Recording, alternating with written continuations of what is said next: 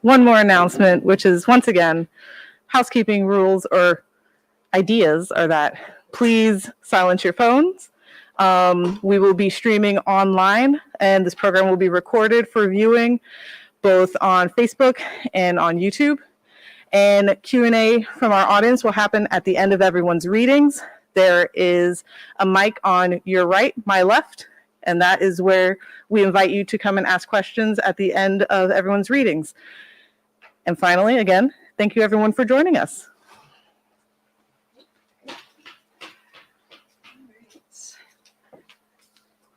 Okay, hi everyone. Can you hear me? Okay. Okay, I'm Shailene, a librarian at the Pratt Central Library, and I want to welcome everyone who's with us either in person or virtually. Thank you so much for taking time to be with us tonight. We're thrilled to have you. The library is busy planning other wonderful poetry events for this fall and winter, and to make sure you don't miss any of them, I'd encourage you to get on our poetry event email list, which you can do by signing up on the sheet on the table at the side of the room. Oh, not loud enough? No, you're good. Okay. Thank you, Sophia. Okay. Tonight we're doing something really special. We are celebrating the results of our annual poetry contest. 2022 was the 11th year that we have had this contest, which is a free contest open to all Maryland residents age 18 and older. This year's finalist poems dazzled me, and I'm so excited that we are going to hear those poems plus others read tonight by Caitlyn Wilson, Alicia Poti, and Robert Spurr. Celebrating the poetry contest is also a chance to marvel at the abundance of talent in our state. So how appropriate that we will also hear tonight from Grace Cavalieri, our very own State Poet Laureate.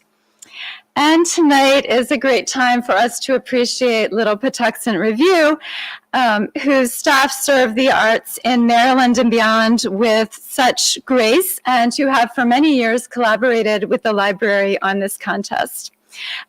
We are selling copies of Little Patuxent Review also on that table at the side of the room, in addition to selling books by Grace and Robert.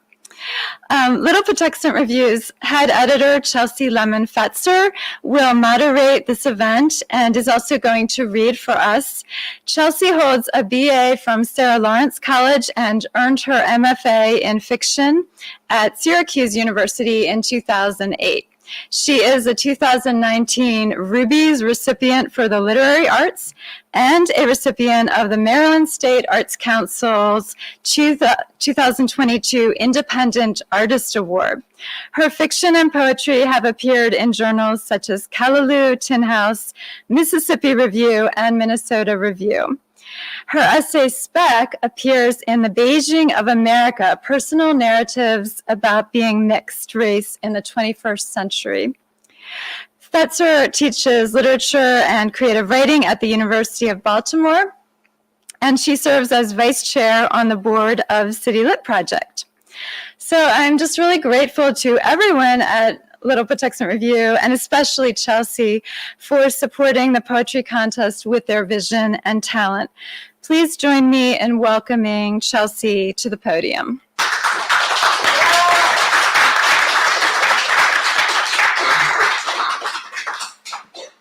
Thank you so much. Can you hear me? Okay. I just want to thank Shailene and the Pratt for this fantastic opportunity for Maryland poets. You're really the best partner I could ask for through this process. It's just so wonderful to get the opportunity to judge. It's a really hard job, but it's so fun. We get incredible submissions, and I hope anyone who is thinking about submitting to the contest, next time it comes up, please do that, because you have a very welcoming and loving team on the other end. I also want to thank LPR's poetry editor, who's not here, Evan Lesavoy. He doesn't like the spotlight. He brings so much heart to reviewing these poems with me, as well as selecting poetry for LPR more broadly. I also want to thank our president of the board, Brian England, and Liz Bobo, who are here this evening selling the summer 2022 issue, where you'll find all of the poetry readers this evening are published in our summer 2022 issue. So if you like it, check it out. Okay, so our first reader was one of the runners-up, Alicia Pody, who is a Maryland native and 2002 graduate of St. John's College in Annapolis. In addition to Little Patuxent Review, her poems have appeared in the Comstock Review, Hawaii Pacific Review, and the Baltimore Review. She lives in Towson with her 2 kids and a rescued mutt named Romeo. Welcome, Alicia.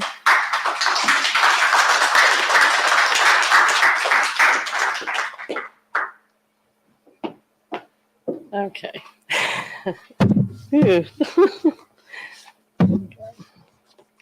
So, in an effort to, can you hear me? Everybody hear me?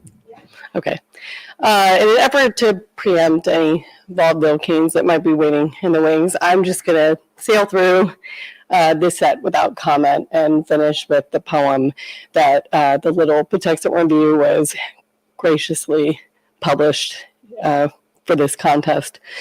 But before I do that, I want to thank everyone for coming out here, and for the Pratt Library and for LPR for literally giving me a podium. So thank you all, and without further ado.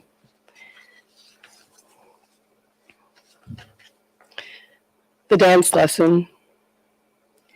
It's autumn, Wednesday at the Havana Club, and the floor beneath us pulses, clicks. Its tawny planks, the tectonic plates that threaten to split and swallow our bodies whole. You have worn your pinstripe pants in an attempt to vanish within the crowd. For once, I don't remember my dress, but I imagine it, something dark, red, sheer, like smoke inside a Tiffany lamp with a harvest moon that hangs in the sky as our spotlight, our crown. You are new at your craft, and tonight, I am your assistant. We anticipate the steps and turns that will be our abracadabra, the movements that will bring you to me, take me away, and back again to you. The music begins, the trumpet, timbales, the clave, a siren song that could steal us both. And I am nervous for you. You have not yet learned to dance. Tonight, it's spring, and I recall you before me, trembling, still flesh, your face as moist and pink as a pomegranate seed.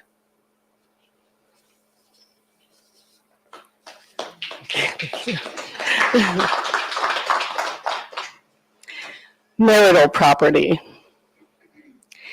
If a mindful union is magazine-ready real estate, immaculate floor plan, million-dollar views, then our love was a facsimile of the Winchester Mansion, an exercise in softly coiled madness. Each day we jiggled new knobs, climbed staircases to nowhere, or to the clearest and bluest part of the sky. We never saw what was coming. This place was built to outrun ghosts, a dedicated funhouse for restless souls to haunt in peace, slam doors ruefully, each bang like the last, a record skipping without reproach from the living or the dead. When the moon rose, plaintive wails pushed through paper-thin walls like nails, the heavy kind, designed to drape guilty limbs along simple frames, clean lines of lumber. Each morning, we stashed our screens in dusty corners for safekeeping. Each night, We lifted our hammers like heretics, conjoined hearts with permits of gold, stiff, bloodless, somehow still beating.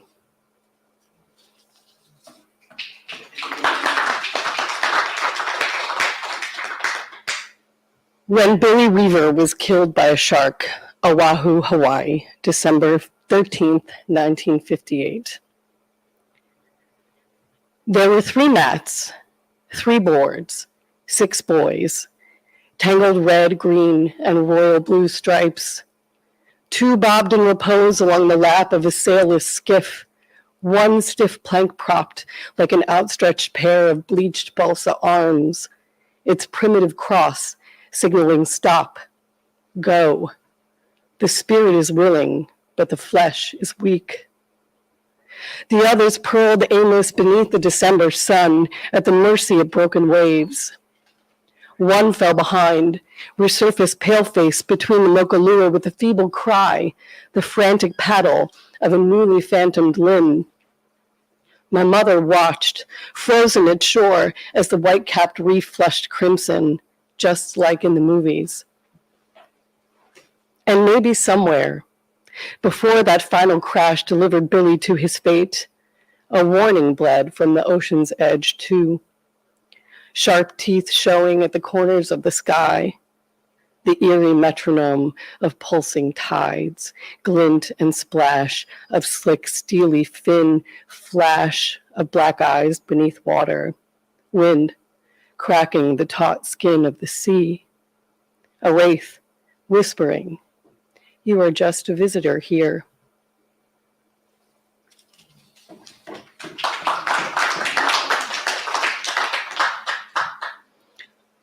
Omens. On the way back home, a vulture has staked its claim in the road. A possum, maybe a rabbit, or even a neighbor's cat. It's impossible to tell.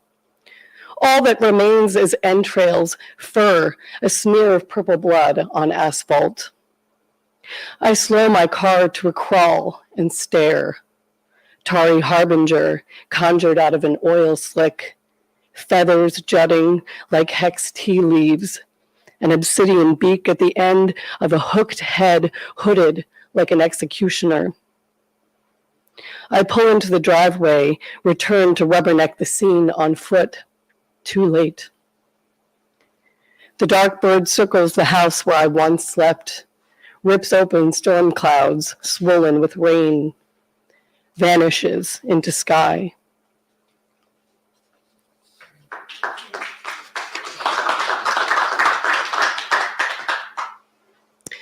Dawn chorus. Open your eyes, Mama. I roll toward the clock on my right, clinging, desperate, to the shroud that hovers 6 feet above before daylight breaks windows to steal dreams. He pleads into my ear, chin perched on my shoulder in the dark, a blackbird warbling at 4:30 in the morning. Mama, open your eyes. He's 3 years old and only knows that dying looks a lot like sleep and dead people don't wake up. He doesn't know that most exits are slow. My mother dangled between 2 worlds for days. She stripped her own corpse, discarded pajamas beside the drooping peonies that disguised death's smell until it finally descended, heavy, like a rotting apple.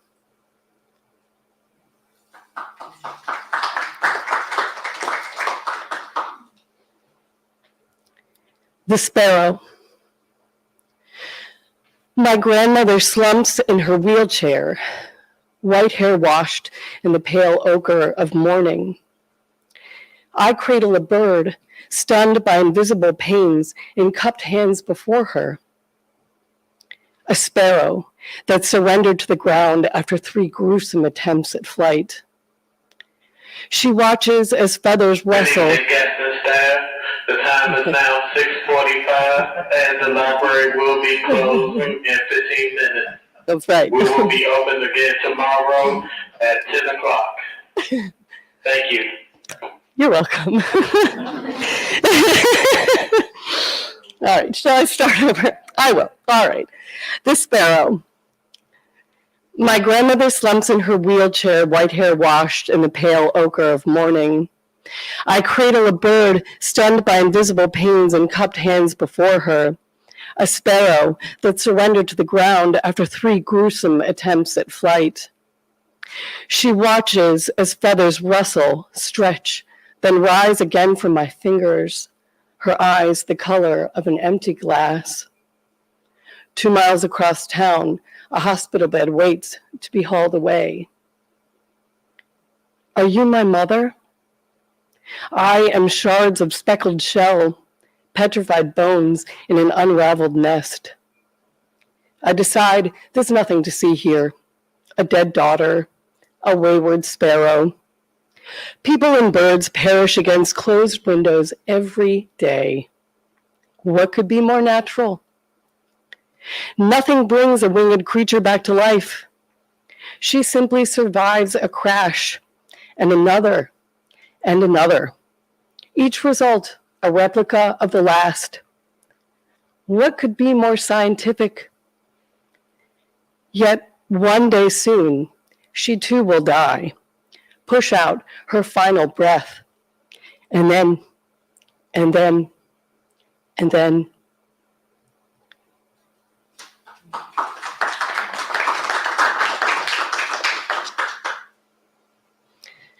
The acorn.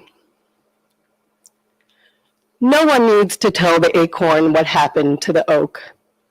It already knows. That fatal bolt lives inside it, with the hollowness that doomed her, with the boars that feasted on her scarred trunk from the outside in and back out again until her leaves shrunk from the sky and a condolen crew arrived one morning to cart her dead limbs away. So sorry, such a shame. And by evening, not even her stump remained, just a soft hole, a rocky cradle for savaged roots, her fresh grave hugging cast-offs and coffins of clay, until hardy shoots push out of their shells and turn familiar green faces impetuously toward the sun.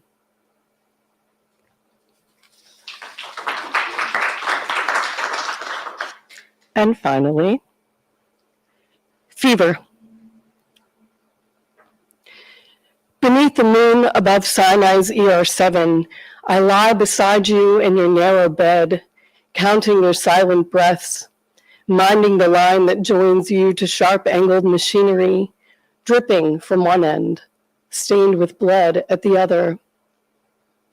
One day, I'll explain how I nearly lost you to an infection we mistook for a mosquito bite, how it kindled your eye, lit your body like a furnace, your life only 2 years long when death first fluttered past your lashes. Tonight, I watch you sleep, sink myself deeper into sheets soaked with sweat, urine, hysteria that hangs in the air of every hospital looking for a host. You're still, impossibly tucked and tiny, like a cat contorted to catch the slimmest disappearing ray of evening sun. And if I could, I would split my womb back open for you, carefully crack the crooked seam of the scar that remains there, a locked door that once yielded to the lifeless chill of blinding white lights, that wild moment when you were tugged outside of me, the radiant darkness of my love for you left behind, but burning, brighter, hotter than before. Thank you very much.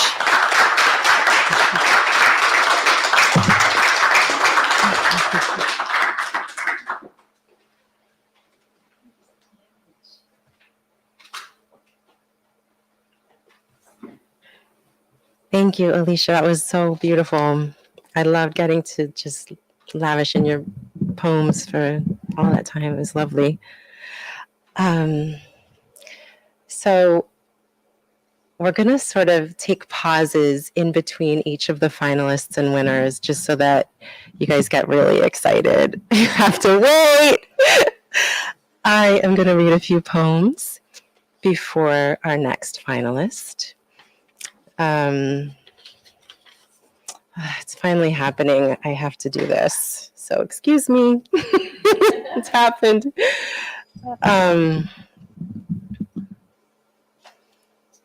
It's such an interesting process being at home and thinking about what poems to read to you all. And what I tend to do is just like print out a bunch and then just sort of decide in the moment, which is probably terrible, but I'm going to do it. I'll start with this one, inspired by my grandfather. Paradise. Nothing illuminates our conversation better than the burned out bulb hung above our kitchen table, obscuring the argument, the politic topic. It waits for replacement, an energy-efficient diode. Auntie's boyfriend warns, the scientists know it's too late. Lucky to be me, says Auntie. Optimism was never any good in bed. Plus, what can hug us tighter than Armageddon? Papa's looking forward to it. Already fixed himself something to eat. Now he's sleeping in his chair.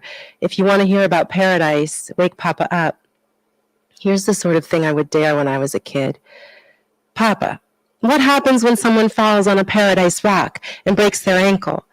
One tree of life isn't enough for 144,000 people.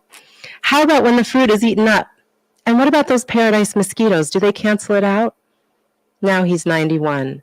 So all I say when he reads me the promise in his Bible again is, don't forget to look for me in paradise. I'll be wearing fuchsia sequin pants.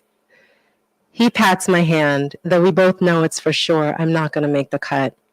Time to finish the dishes.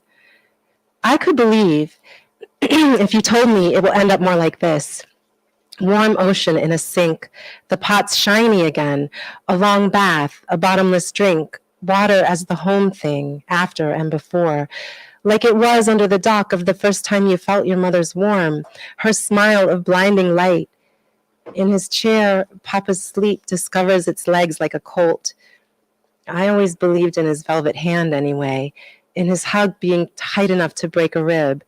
Never mind paradise. I live here, where sunset paints the wall with fingers of flame, defying the dim. And my daughters are now weaving toilet paper into the legs of chairs, to table, to chairs, white garlands pretending something to celebrate, and at times uplifted simply by the drafts we make walking past.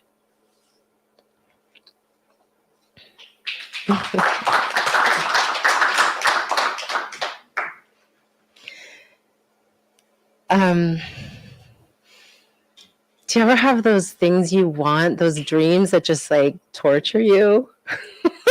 I do. And this is a poem I wrote about that. If a dream. If tomorrow morning you could choose a different one, unfold it from the dresser drawer or tug it off a hanger, pinstripe, macrame, the hot pink, which dream to wear to the day job, which for the divorce conversation, where to show up in the one handed down from great aunt so-and-so, though it really isn't you. If strangers could see your dream, if they turned their heads while you chased your kid down MLK Jr. to notice how you pulled off the color or a seam splitting at your back, if they whispered it was not a dream they would be caught dead in, if they said it was too loud, if they had the same dream but paid less for it. And if at the end of the day you could unbutton, unhitch, leave it silent at the tub's feet, no, leave it hung over the fire escape's gate for the rain to pound, for the hurricane to inhale and toss skyward, where it could open all the way like a parachute circling among feral plastics. Thank you, the bodega bags would reply by obligation. If you could sleep naked then, if you could ever be naked.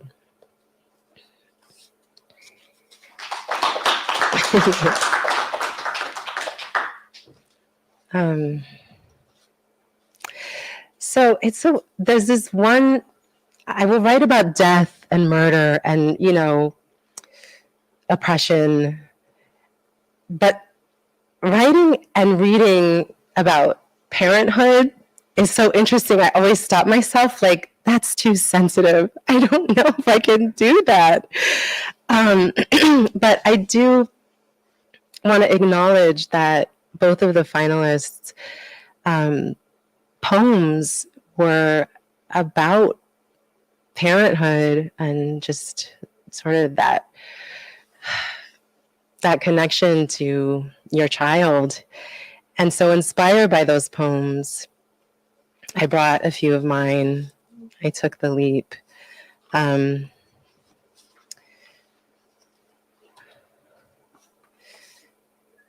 This one's sort of about, I guess, that moment before the moment I was crossing over into parenthood, but I wasn't quite sure. I was hoping. My fingers unspool, a creek for you to uncover, drift toward my arms, how rivers wait and keep moving, and all at once, hum with me, thread bones. I cannot teach you to swim, uncurl, make feet to kick toward the open sea, my heart, my body, where you can realize like a sculptor in the dark, unmapped at first, then definite. Night presses harder. The pressing told me, or was it you?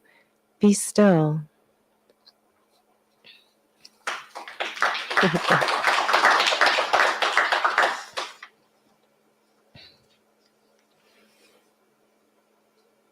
Okay, in the same vein. Headwaters.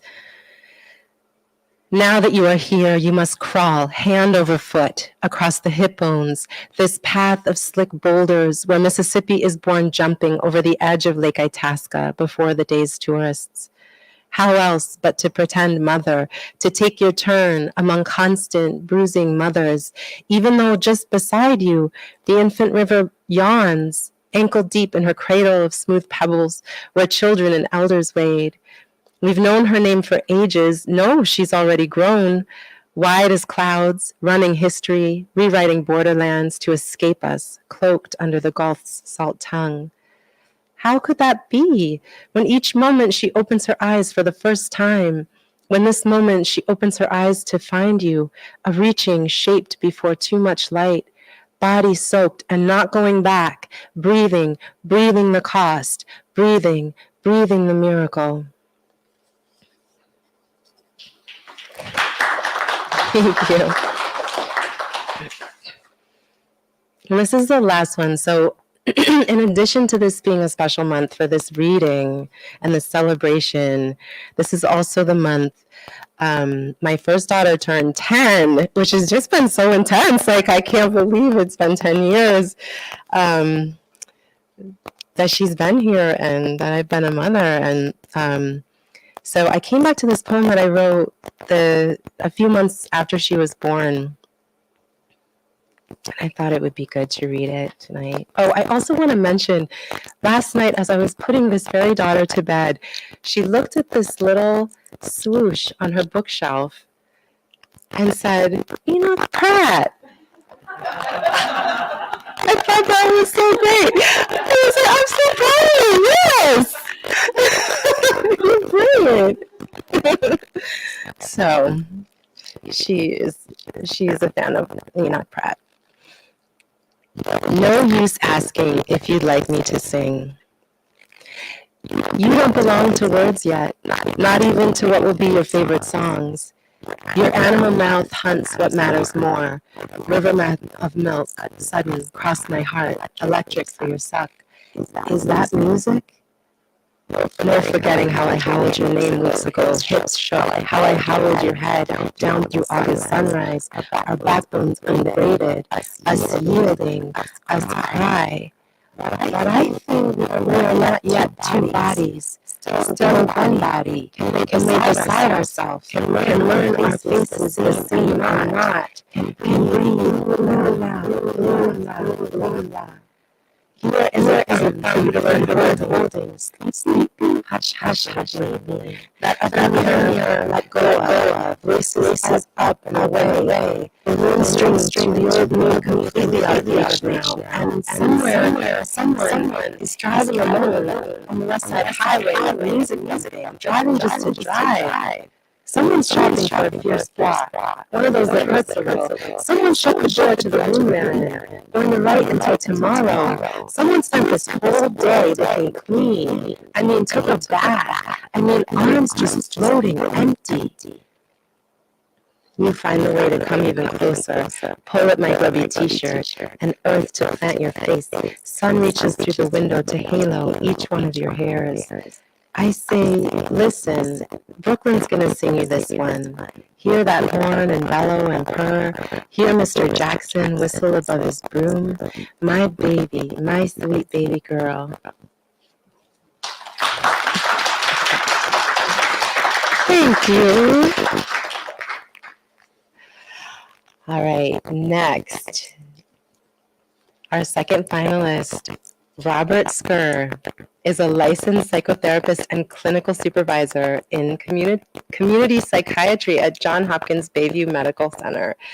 A volume of his selected poems, That Said, was published in 2018, and he's lived in Baltimore for 37 years.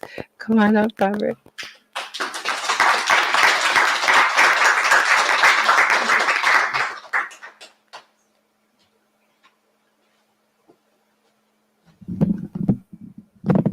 Is this going to work?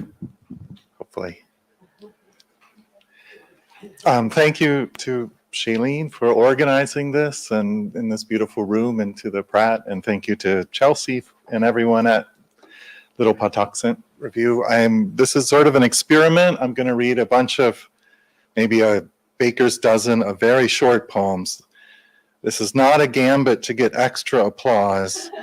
In fact, you might want to hold your applause because the poems are very short, and otherwise it'll be too much. So the first poem is called In Verse. So I'll start out with some short poems and then end with the poem that was selected as a finalist. In Verse. The one before means all the more. The last one knows what this one's for. Threshing. Not my words, which are chaff, but their gist is the grist for your mill. Winnow me, world, till just what I mean will remain to be said. In advance. Even given where I come from, it is a shock to find again how far behind I have become. Taken aback, I sprint ahead to catch myself, as if to reach the very place I never leave.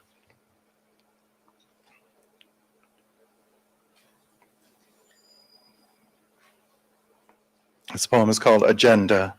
It's heartrending, though endearing, how we intend to descend to stupendous depths, only to end up upended off the deep end. We so depend on splendid forms to suspend us, we pretend they must portend some rendezvous to surrender to or apprehend.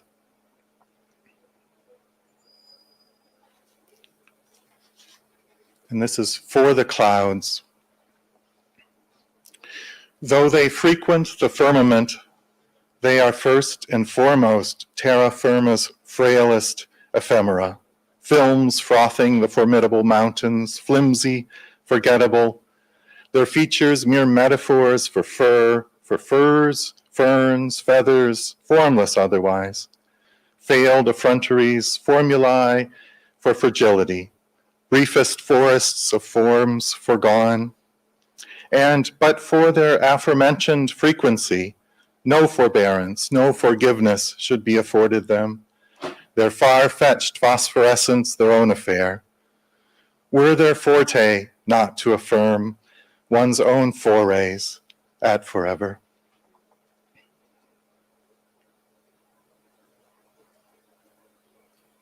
Looking. Though I toyed with the thought, I was taught not to look.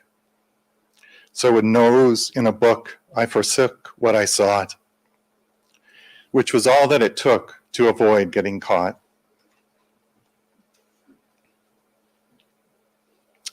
And these are really short poems, just 3 lines.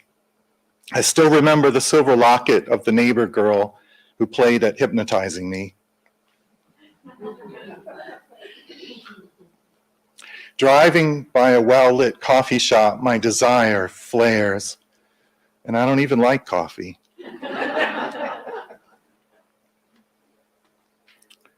While I fretted over putting my toe in, the water rose above my head. The smell of perfume beneath the street light wrecked any chance I had of sobriety that night. Today, I sent my daughters to school without their coats. I wore mine, though. The ship I hoped would rescue me is carefully sealed in the same bottle I put the message in. Like a difficult child, I finally calm down when I hear something truly serious. Again and again, I return to the scene of a crime I will someday have the courage to commit. It's still summer, of course, but that one cloud looks like the rake hanging in the rafters. And I learned to love the world when I learned the world could not be loved all at once. 2 final poems, a little bit longer. This one is called Head of Orpheus. It takes place at the end of the Orpheus story after he's failed to rescue Eurydice from Hades and has been torn apart by the Bacchantes, and his head is floating across to the island of Lesbos. So this is Head of Orpheus. The ordered waves sound over me like strings, I, the plectrum. Purple kelp garlands my brow. My hair bobs like a mass of drifting wood. My eyes are 2 flat stones, 2 like sunlight, glistening off the rippling crests to sink. Brine sloshes through my mouth and gladdens me. At last I found my element between the sky's gray matter and the hollow body of the sea. The song we give the earth is memory, death, the tide that buoys the spendthrift words. The chambers of my mind recall her now, ripped from sentience faster than forgetting. The blackness of her hair flamed after her against the lesser darkness of the night. My head was severed from my body then, and I became a man without regret. Yet remorse perfects my wind-burned lips into a dolphin's smile. The shrieks of seagulls wash her darting footsteps from my conch shell ears. I stare for days at jostling disks of cloud, imagining a distant, narrow beach, a blinding neck of sand, red grass, the trees like stringless dulcimers, a figure watching as my skull navigates the riptide swells.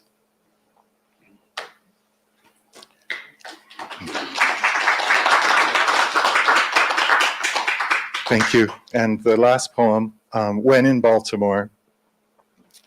I guess one little obscure allusion, the 3rd syllable of Baltimore, M-O-R-E, has the same letters as Rome. When in Baltimore. Last night when I went out, after hiding from an all-day freezing wind, the stars should have been ice-sharp, pixelated points in highest resolution, but to my aging sight were only blurs. The 7 sisters of the Pleiades might as well have been 9 or 1. My sight would have smeared the moon had there been one, but it was dark, and the only glow came from my phone, which I held up close to see the photos my daughter had texted me from Rome. Sights in a city I might never see. She called me in the afternoon from outside the Coliseum to wish me happy birthday. Yes, she missed Baltimore, but the pasta, not to mention the art yesterday on her way to class, a Caravaggio all to herself, was to die for. We joked how Baltimore was just like Rome, 2 mere syllables and an anagram apart, each one built on 7 hills, though when I counted ours just now, I came up with 9. And when you turn a corner either place, you are met with heaping ruins. The eternal city has nothing over us, I told her. I thanked her for her call, but Italy was her gift to me. Perhaps the greatest pleasure, along with youth, life has to offer. Or so said Henry James, who knew. And who knew just how bright images can come to one whose child first travels to Rome. I pocketed the phone, breath fogged my glasses, and I walked the rest of the way around the block. Thank you.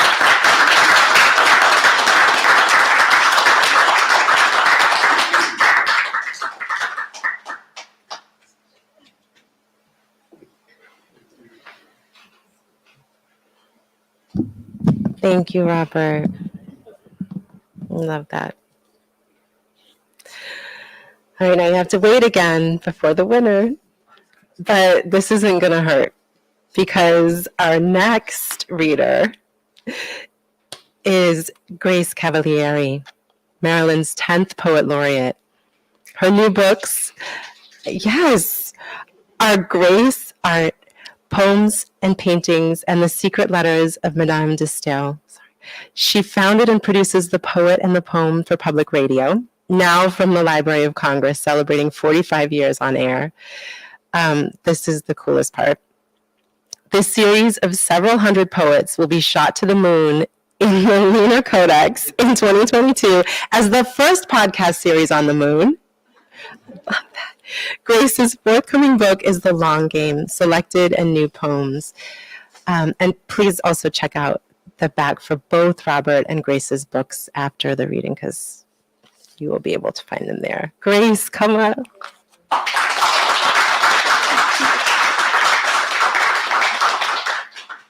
It is true. My series went up to the moon in July, and it landed in the ocean of storms, in the dust, with Andy Warhol and Bach. I thought pretty good traveling companions, but I didn't like the idea of my poems, all my nice poets getting dusty, and I don't know who will ever hear them. Well, I'm going to start reading a poem about a woman and read a couple of poems about women. And the first one is about Athena, who is my hero goddess. And this is the way it goes. Athena tells the truth. She doesn't know any better. That's the good thing about being mythological. She does not encounter or counter. She just is. She's smart because she says no one ever solved a problem by being dumb. Everyone forgets her but B+ students studying antiquity, and they'll forget her too. Athena was not what they expected, tilting away from the backstory of Greece. But if parallels with today must be drawn, then lift her out of sleep. Bring her back in 4-inch heels and purple fingernails, or put her in my body. I'm not afraid to be forgotten. She needs everyone who ever died to give her new feelings to feel. We need goddesses of wisdom more than ever. But please do not attack her because she wins at archery, and let us forgive her for still wanting romance.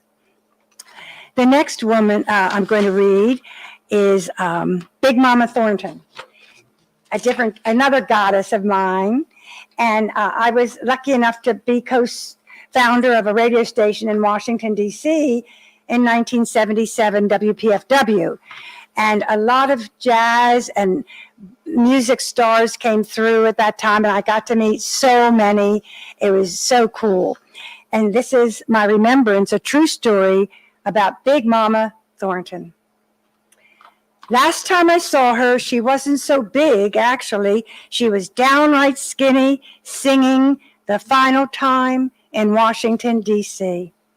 Backstage, she drank a quart of milk, mixed equal parts with gin. Seagrams, she told me. Then she got the idea. Could I contact the Seagrams people, and then she could advertise for them, and they'd like her for drinking a full quart a day, their gin? I said, no, I didn't think so. And I didn't think the milk people would like it so much either. She still felt bad about Elvis stealing Hound Dog the way he did, even though she was much too much of a lady to say so. Once she talked about it long ago, before she started Milk with Gin. I guess the drink left a sweet taste in her mouth. And if you save the applause, if you clap, I think I have to go home. I'll think it's over. So don't do it. Now we're going to go to another hero of mine, my grandmother, who was the first feminist I ever knew. And she had 7 children and started the first Italian restaurant in Trenton, New Jersey in like 1929. She had no idea how to do this, I'm sure, except she could make spaghetti sauce. But she did it, and it was called the Venice Restaurant. Grandmother, for Graziella Zoda.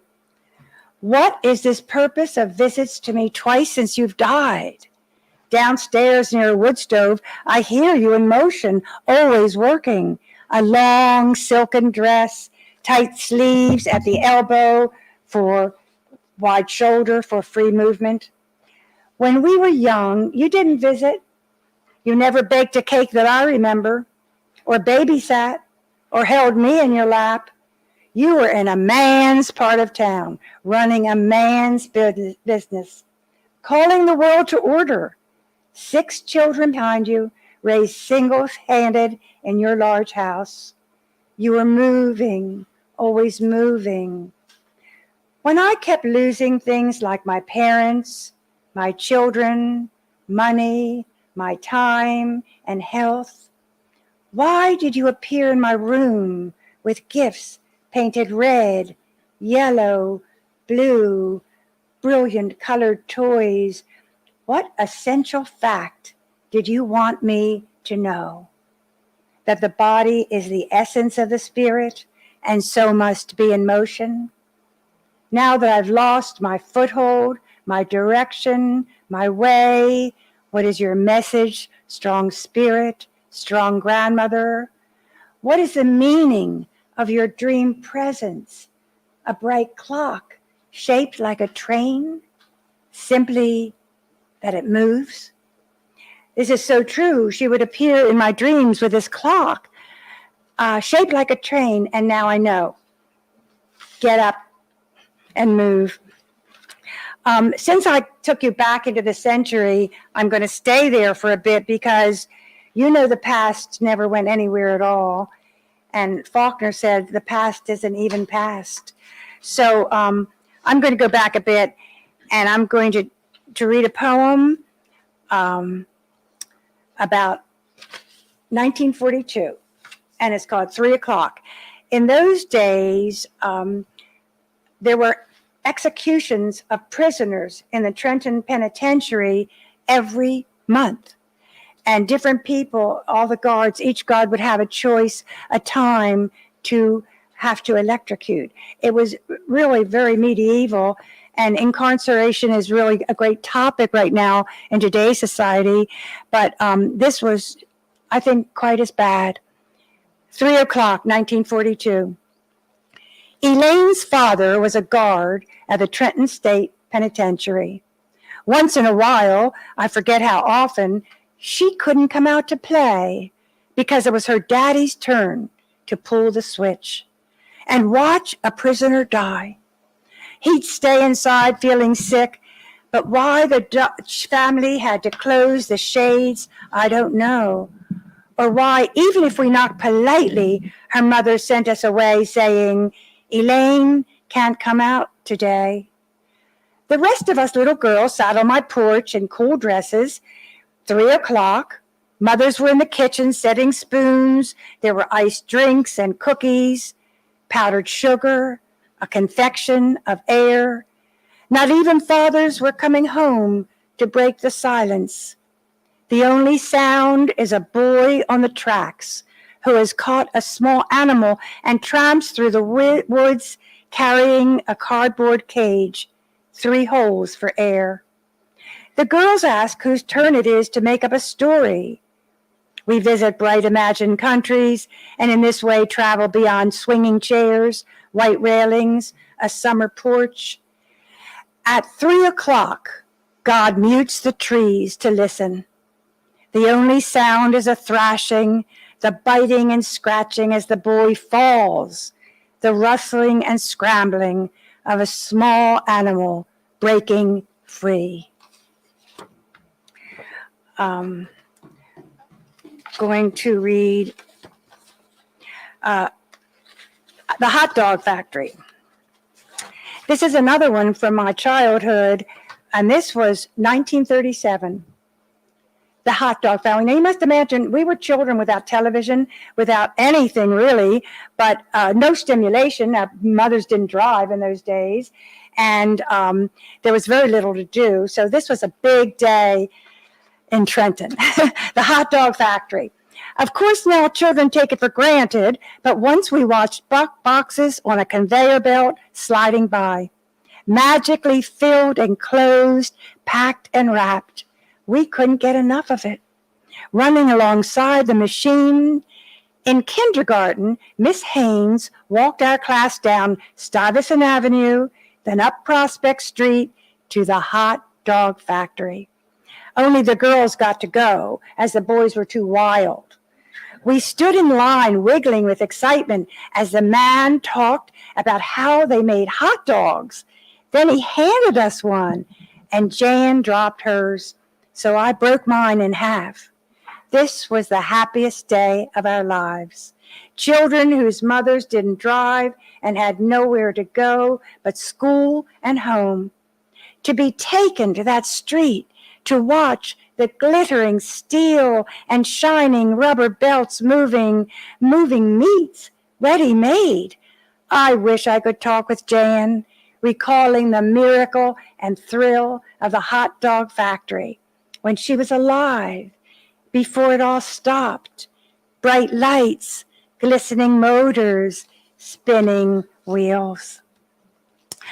As I grew up, to junior high school number 3, I met my husband, and we had a marriage of 60 years.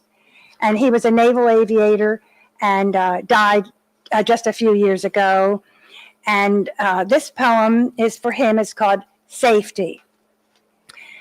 When you were in the 9th grade and I was in the 7th, you were a crossing guard keeping order at junior high school number 3. No one was disobedient when you wore that wide yellow strap across your chest. No one bruised another, caused trouble, or so much as threw a stone. No one cracked a joke about you, a man in uniform. How did that yellow vest feed your soul to let you know someday you'd fly a plane just to feel the power of a strap across your chest? What liberation to know how to be in charge, strong and capable, flying through gunfire and lightning again and again to come back to me. Although we were young, you were 15 and I was 13, since then, I've never known the world without you. Now I must be 12. And the next poem is self-explanatory. It's called Mechanical Physics. I never knew how to put 2 pieces together.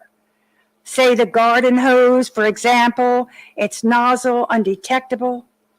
I flooded the new coffee pot because the sections didn't quite match.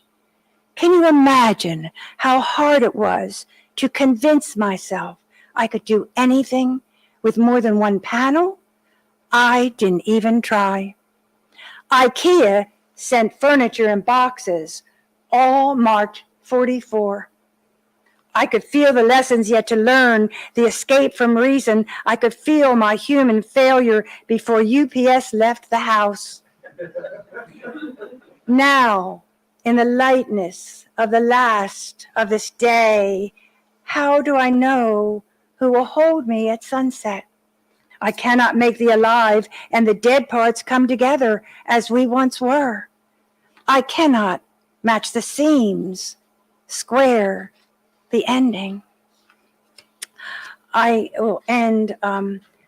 gave my students the prompt to write a poem about the little child inside of them, and I feel that I have to do everything they do. So this is called Little, Little Girl. And for writers, I do ask you to write a poem about your child, and you will discover a lot of things you didn't know. This is called Little, Little Girl. Take my hand. The human ear can hear the heart's octaves. Listen, you are probing your life without mercy from the ruined foam of memory. I promise you disappointed no one. You intruded on no one's happiness, not with illness or sadness or needs. And your life, thick with fear, was resolved with the prosperity of the imagination. You let down your guard and became the calligrapher of your life with words and color. Look at my life at this moment, who you are now, what you have become. I have not lost my purse or missed the bus or broken a promise. Look here, the pain is gone. You did not disappoint anyone, especially not me.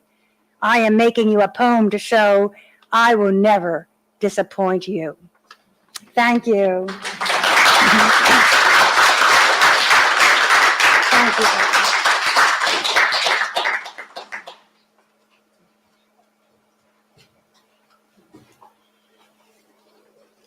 That was lovely. Thank you so much, Grace. Okay, our final reader, the winner of the Pratt Poetry Contest, Caitlyn Wilson, holds an MFA in poetry from Virginia Commonwealth University. Her work has appeared in Entropy, Filling Station, Iron Horse Literary Review, McNeese Review, Rhino, Rogue Agent, and Wildness. I love the sound of all those journals' names in juxtaposition. She was a 2021 Sewanee Writers Conference contributor and recipient of VCU's 2021 and 2020 Graduate Poetry Awards. She has also been honored with the 2019 AWP Intro Journals Project Award and the 2018 Henrietta Spiegel Creative Writing Award and a Jimena Porter Literary Prize for Poetry. She was previously the managing editor of Blackbird. Caitlyn Wilson.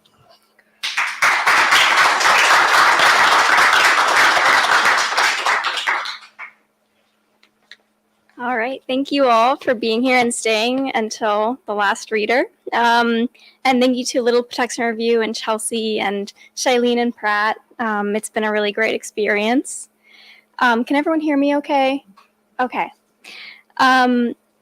I am going to actually start with the winning poem. And it begins with an epigraph that I thought was so strange, and that's kind of what the poem was born out of. And the epigraph reads, quote, "The Chesapeake Bay is surprisingly shallow. A 6-foot-tall woman can wade through over 700,000 acres of the bay without wetting her hat." A rest stop factoid between DC and New York City. Watershed. She finds herself walking, sediment kicked up in a cloud, bay grass curled like slippers around her heels, nettles sharp and ghostly, hat like a feather on the water without dampening. There with the lonely herons, all morning wading through golden mist, all night moving on the surface with the Jesus bugs and blue crabs nocturnal grazing. James to Rappahannock, Potomac to Patuxent, Severn to Patapsco, from Susquehanna to Choptank. Maybe she launched herself from a boat ramp, slid down an eroding bank, shed dryness to move like the northern water snake through the ragged shape of the bay. The quiet frog song of mile number 400,602 pulses in her ears from creek to inlet, punctuated by the striped bass that leap and land, echoes skipping across the river. Rain tremors across the Magathie, pebbling the water's skin. She shelters beneath a downed tree along shore, lopsided in the current. Mosquitoes swarm in the reedy mud beneath her knees. Minnows and blennies dart in and out of her pockets, their bodies a quick, shining language. Her cry is the cry of the osprey. Later, sun-dazzled, she bends to the molting crabs and oyster shoals beneath the swill of blue-green algal bloom and poisonous mahogany tide. The dead zones abrade her skin. The fish kills bob like a crab trap field. Cold-blooded perch scales knock against her neck. What water map compels her? The shore is split. She has two sides.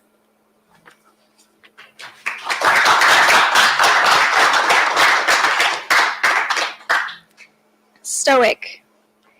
Rain for days now. Autumn floods along the bay coast, every hour fuzzy with indefinable light. Boundaries begin to slip. One could wonder.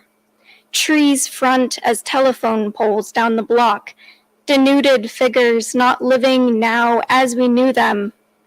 My horoscope references the curiosity of the Stoics. Inquisition a connecting thread, not delineation between the asker and the answers that may wound one into something new. Sunlight, slow, dissolves the clouds, shocks the cold mirror of each puddle. Would that I could speak through them to some other self who knew the answers. Would that I could.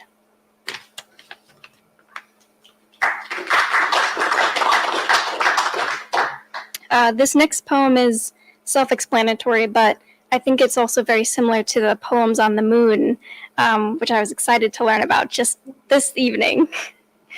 Hot Ticket. In a small, crowded beige room with an image of the sun on a screen, I learned they had just launched a satellite into the sun. Or not the sun per se, but closer than any man-made thing has ever been. Less than 4 million miles from the surface, once it completes a 7-year drift, of which it has at this moment completed 3. Still, they call it the mission to touch the sun. A shield remains at all times between sun and satellite, rotating during each revolution. In a PR stunt called Hot Ticket, NASA offered to include submitted names in a microchip aboard the satellite so one could send one's name into the sun. I found it macabre and enticing. I was too late to submit my own. At some point, because of the helpful gravity that allows steady proximity, the satellite will melt with the heat of the encroaching corona. And still, I'm not certain that indicates touching, more so that the creators of the undertaking were well aware that every name on board would be destroyed, short of the true destination.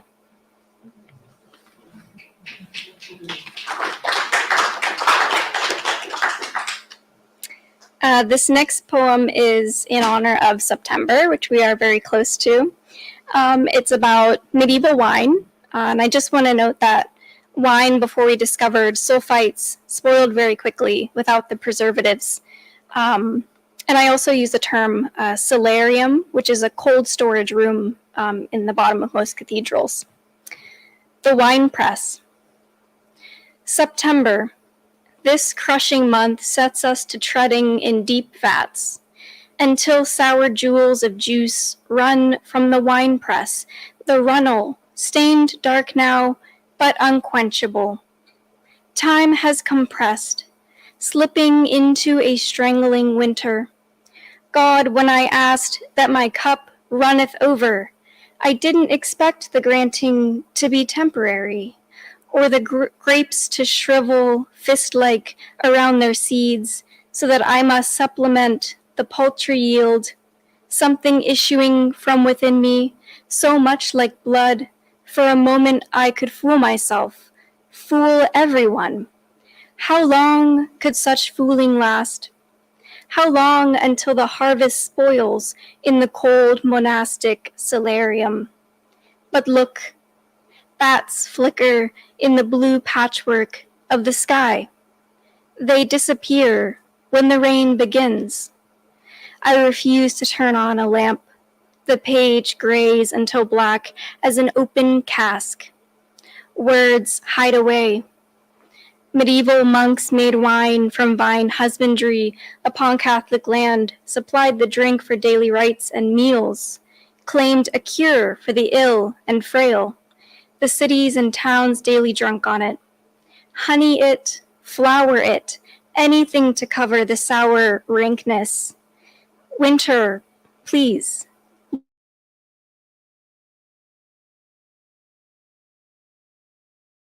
Leave me wine, more precious than oil or ink. Here, only some words, some anointment before I drink.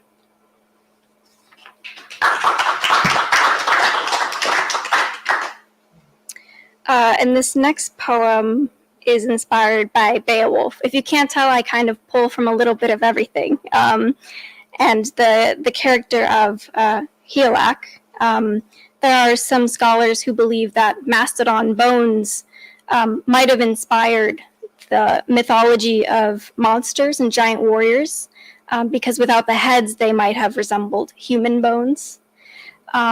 So, from the Book of Monsters of Various Sorts. 1. In the old epoch, the waters never touched this once prairie, green mews, a river delta, with inhabitants unaware, ungrateful, beautiful mastodon, and not long later, Homo sapiens. Its earthen tombs, airtight sand, which safe kept the bones like a vault. Collagen marrow whittled away, to bear the brittle frames, dark, vacant halls.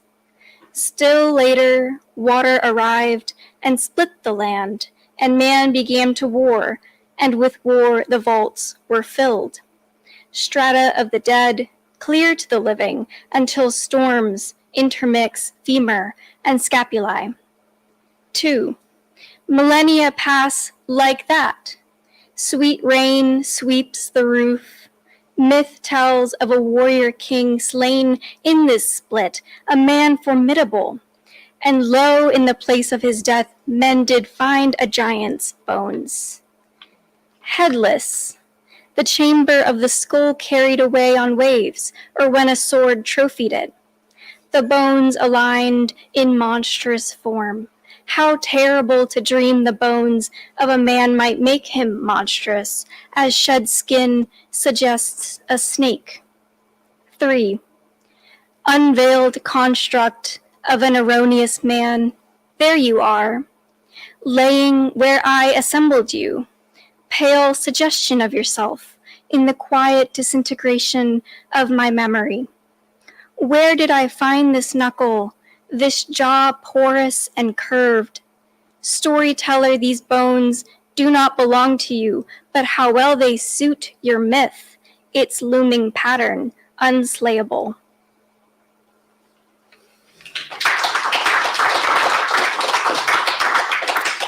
And one more. This one is inspired by Ovid's Metamorphosis.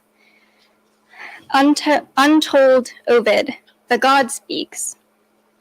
Yesterday I made you into a garland. I pulled you from the ground and tucked you behind my ear. It seemed a good idea at the time, but impulse twists even a god. My hair smelled sweet for days, before bittering like smoke from half-dried sage. Your petals fall upon my toes. I sweep them up with lifted arms in a little dance. Hand over fist, they fall and fall. When I made you, flower, I told everyone I felt sadness, so they sang me dirges and painted vases. This one filled, then overflowed with boiling grief. I ladle the broth over you in daily ritual. I weep in my chariot, at the bacchanals, in flowery bowers, at the underworld gates. I have dug plots, but none was ever big enough to hold you, even contorted. I have scalded the soil with what I know now is rage, not sorrow. Your body withered to a sprout, and I have left you there for everyone to see. A god can't take back what they've done. What I mean to say is stop growing. The body turned into a stem cannot be flesh again. In this garden I pluck my golden lyre, spade-like, with bladed strings. Crocus and larkspur yawn with yellow mouths, their pollen whispering across my cheeks as if to reach my tongue. Thank you all.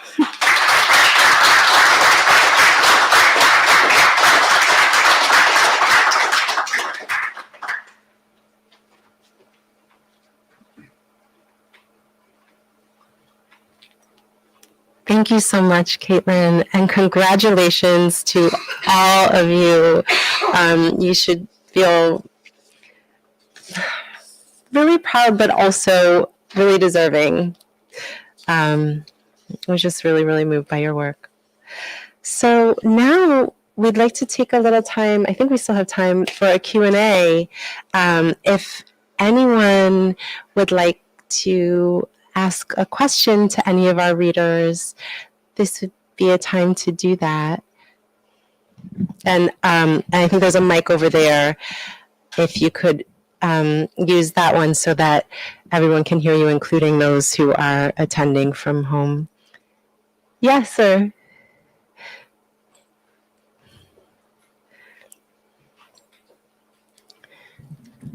Congratulations. I wonder if you have a favorite line that you would share, or either a poem, could be your own. If it's a poem, briefly, why? Thank you. Everybody. I will jump in. I have another poem by Robert Creeley that says, "Things come and go, then nothing." That says a lot. Say it again. Things come and go, then let them. That's Robert Creeley. I think also if you can use the mic, it would be helpful if you're comfortable with that. Let's see, maybe poet William Brahms. I watch how beautifully two trees stand together, one against one, not touching, not awareness. We would try these, we are always wrong.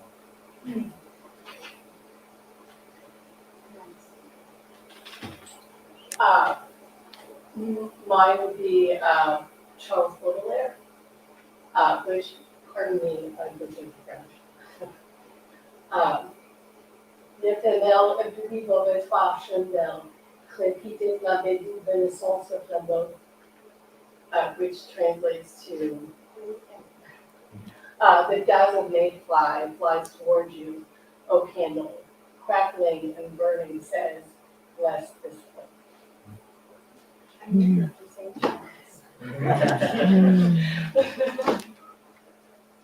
I do not have a line. I don't have a line memorized like everyone else. But I really like the Dueno Elegies by Rilke, which are kind of a poem cycle. The eighth is probably my favorite, and it ends with something like, "Forever taking leave," when the poet is sort of turning their back to everything that had come before in the poem. So that stands out, but I don't have it memorized.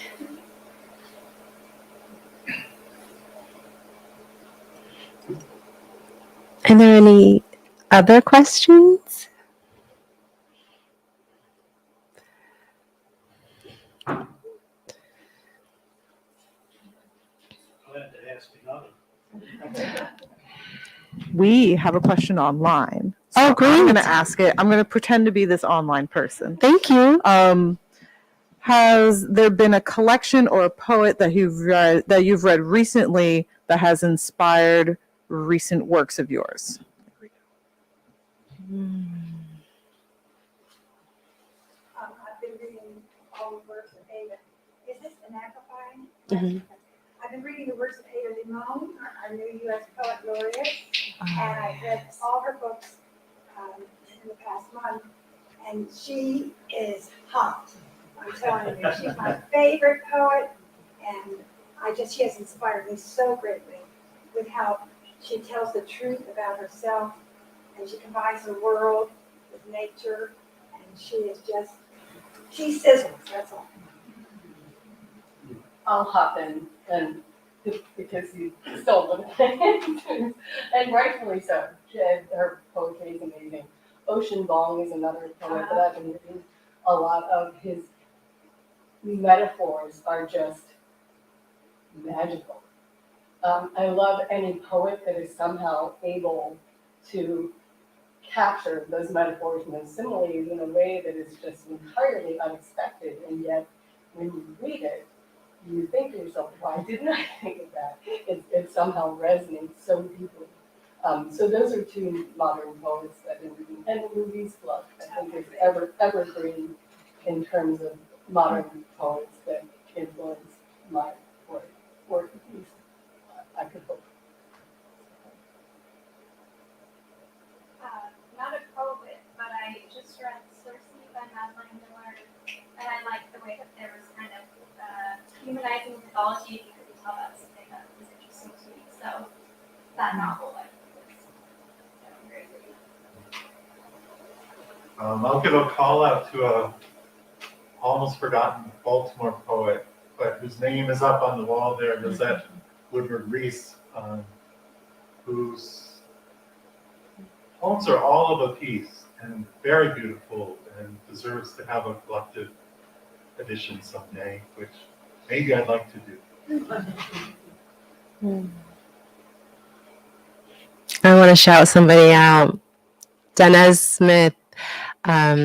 Yes, they are one of my very, very, very favorite poets, both the way they worked with form and also just the perspective and subject matter they take on. I especially love the collection Don't Call Us Dead. It's just, I read it every year. I teach it because I love it so much.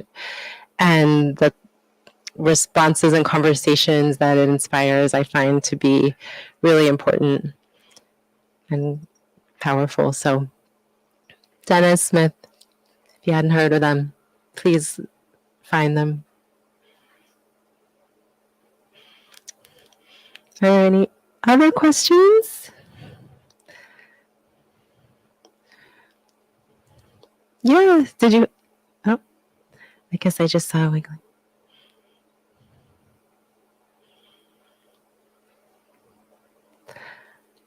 All right, well, I'm going to pass the mic back to Shailene. Thank you all so much for your attention and just your support.